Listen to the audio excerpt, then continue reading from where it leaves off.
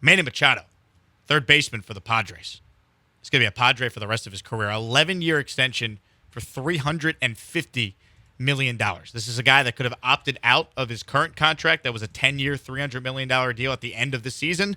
He's not going anywhere as the Padres continue to just print money, seemingly, in San Diego, and they lock Machado up for basically the rest of his career. And, guys, my first reaction is, man, the price for Alex Bregman, it just went up. I'm not going to sit here and tell you Bregman's getting $350 million over 11 years because Machado's been way better than Bregman has so far in his career, but Bregman puts together 2 more seasons, like what Machado has done or even what Bregman has done the past couple of years, most notably his 2022 season a year ago where he was healthy and played. Alex Bregman's not going to be cheap. Alex Bregman's going to look at the market that's out there, the Devers contract, to use another third baseman, and he's going to be asking for a 7, 8, 9, maybe 10-year deal. He's going to be 30 years old when he hits free agency in 2 seasons. So the price for Bregman absolutely goes up when you see the deal Machado just signed. He go. I shouldn't laugh at that because it's sad, but that was a solid impression, so I did laugh at it. Mm-hmm. Yeah, Bregman might not get the exact contract Manny Machado got, but you're absolutely right, Jake. I mean, Bregman is also 2 years younger than Machado. He's still really, really good, so he's going to get a lot of money when his time is up, and he's going to get even more money if he continues to play the way that he played this past season before he hits free agency. The guy's going to get at least $200 million if he wants it. And the Astros don't give out deals like that. I mean, we always talk about the years, and of course more years means more money, so these two things kind of coincide. But the Astros don't throw around years. They also don't throw around money either. They've got 3 contracts that are worth $100 million or more right now. The biggest contract is Jose Altuve, 7-year, $163 million extension. Like, the Astros just don't do this type of stuff. And if Alex Bregman is looking for a big-time, long-term deal, I wouldn't blame him, number one. And number two, more than likely it is not going to be here unless we get a drastic change from Jim Crane. Like, if you're hopeful, Breggy and Tucker and maybe some of these other guys who are going to be free agents in a couple of years who could command big money deals on the open market, if you're hopeful that they stay here, you better hope Dana Brown has some wizardry up his sleeve and he can convince Jim Crane to spend way more money than he's been willing to spend in his past. But, Cody, I have a hard time believing Jim Crane is going to change things, especially if the Astros continue to win at the level they've been winning at. The San Diego Padres have committed and spent at a level that the Astros are not going to consistently do. There are exceptions. Altuve's long extension, but it's worth noting Altuve got that long extension coming off of a huge bargain contract where he was not making anywhere close to his true value. Bregman's going to finish his Astros career making, what, $30 million a year? Like, that's going to be his take-home. I know what the average annual value is, but the take-home on Bregman's $30 million a year, so that's basically the starting price for the next contract is about $30 million a year. Okay, well, if Alex Bregman wants to sign a 5-year, $150 million contract, he certainly could. But that's going to be pretty close to the extent of what the Astros might be offering him.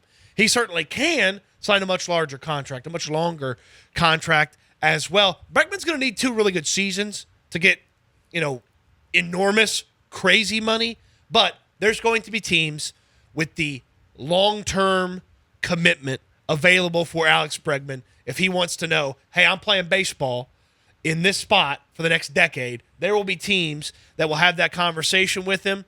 The only thing that could drastically affect Alex Bregman's free agency is if for some reason in the next couple of years something on the injury front pops up and maybe Bregman gets a little bit of cold feet because he watched his best friend Carlos Correa get screwed in free agency a couple of times by an injury that's not actually an injury. It's just a worry about an injury.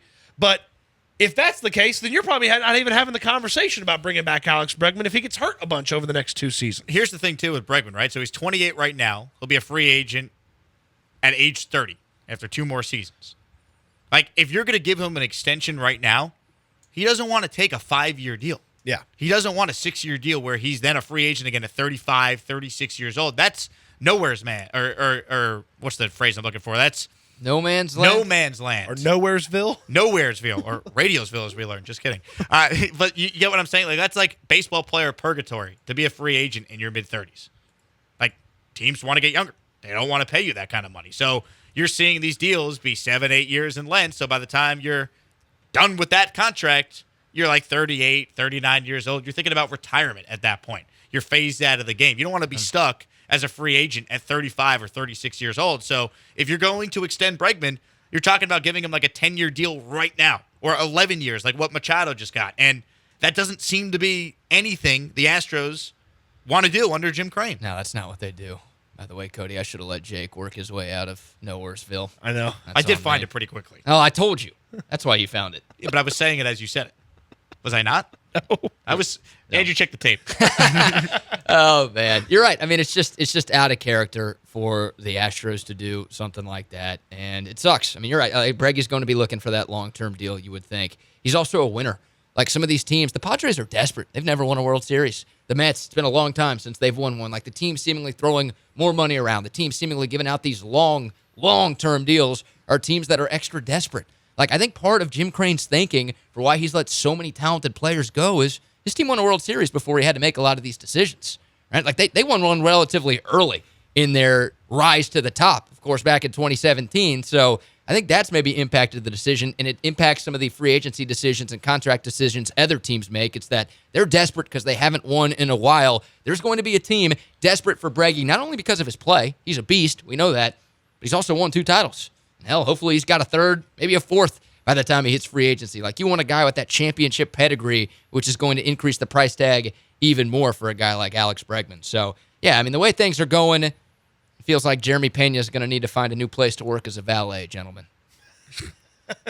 No, they'll still have Altuve in the commercials. They'll still go to Altuve's house. They'll switch houses? Yeah. Okay. Yeah. I know it was at Breggy's house in last year's spot, so. I'm gonna need some Jordan and some Javier in some HEB commercials this year. You know those guys are going to be around for the next few years. We saw Jordan in one last year, but his English wasn't good enough for him to talk, so it was Jeff Blum doing the voiceover while Jordan was grilling up some burgers.